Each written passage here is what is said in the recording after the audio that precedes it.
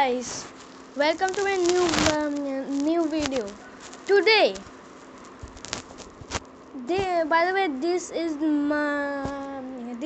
the part 2 the talking head video. So let's watch the rest of the video. This is my channel. Already brought to 21 subscribers. Thank you for my 21 subscribers, by the way. Thank you. Here, is talking hat. Talking hat part number 1. Oldest videos are what are my oldest videos? These are my oldest video. Okay, what am I doing? I am here.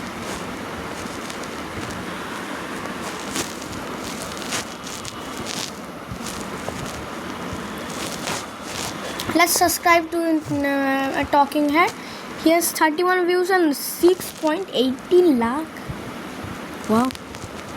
Subscribe this video now. Yeah.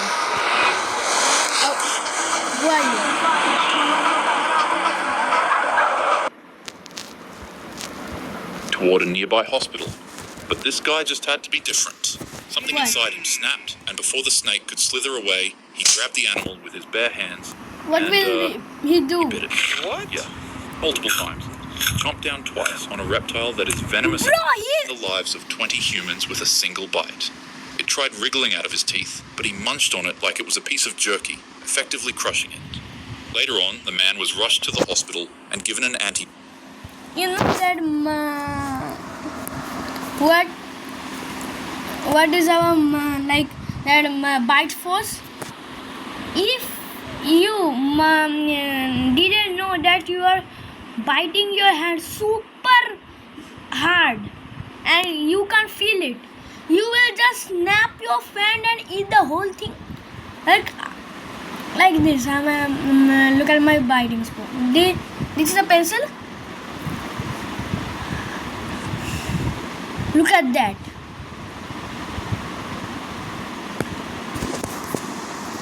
The snake had a worse death. Venom so that he could recover from the bite. He later on told reporters that in some parts of India, there's a superstition that biting a snake transfers the venom back to the animal so that it'll pass away instead of you. So, who knows? Maybe the superstition actually worked, or maybe he just needed an excuse for his revenge. He was a 69-year-old Alaskan hunter, and on November 1st, 1999, he was out in the wilderness doing what he'd done for decades, hunting. He knew the woods, and more importantly, he knew how to handle himself. Him and 3 other hunters set out to catch a black-tailed deer, but due to the windy weather, it was extraordinarily hard to sneak up on one. So they split up into groups of 2. Later on, after hunting for what felt like hours, the man and his partner became frustrated because they still hadn't caught the deer. So he came up with a plan. He told his partner to split up with him and said, if I let out a shot, you come to my noise. But if you let out a shot, then I'll come to your noise. His partner nodded in agreement, but the only issue is that his partner was also wearing a heavy-duty hat with thick ear flaps that muffled the sound of pretty much everything outside. The man split up from his teammate, and within just a bit, he found the deer they were trying to hunt all day. He took aim, marking a successful hunt for him and his crew. He waited for his partner to come, but it didn't happen. He began hooting like an owl a few times to draw attention, but his partner still didn't show up. The man rolled his eyes in annoyance, took off his rifle, and put it beside a tree. He then decided to butcher the deer meat by himself, and after cutting away at it for a while, the man heard a twig snap behind him.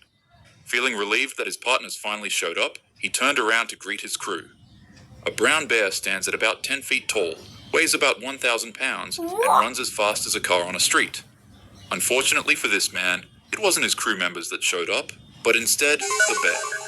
The hunter froze when he saw it. The distance between the 2 of them was about 30 feet away, and the distance between him and his rifle was only 2 feet. But the bear let out a roar, and it charged at him so fast that it was impossible for him to even think about trying to grab that weapon.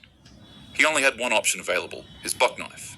He dropped his deer meat and quickly grabbed the blade from his pocket, and right as he pulled it out, the man-beast was already right in front of him. The hunter aimed to slash at the bear's open mouth, but he missed and accidentally sliced its face instead.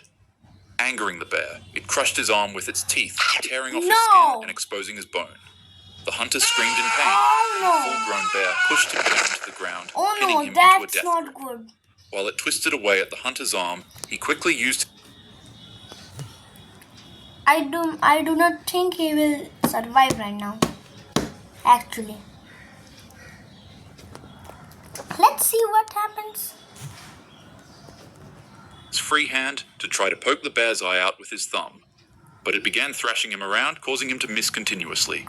The man switched gears and instead took his finger and jammed it deep into the bear's ear canal, rupturing its eardrum. The beast let go of him and recoiled in confusion and annoyance.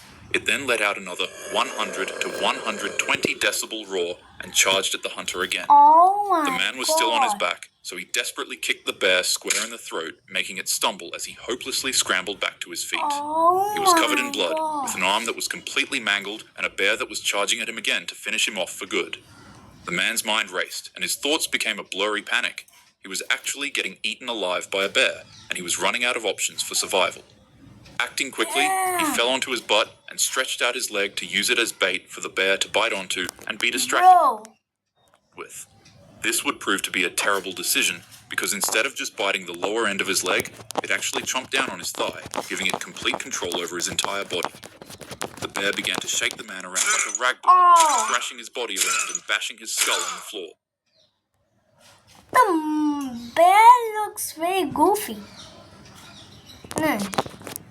Oh, let's set up. The bear looks very goofy. Nearby trees and rocks, causing serious damage. The hunter couldn't see a single thing. His ears gotten blocked from the extreme trauma he was suffering, and he was losing consciousness.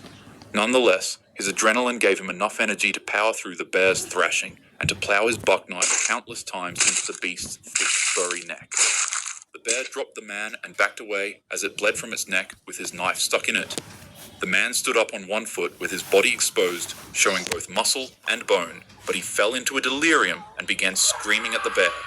Reports mentioned that he began desperately shouting something to the lines of "God is on my side" or "The Lord is with me."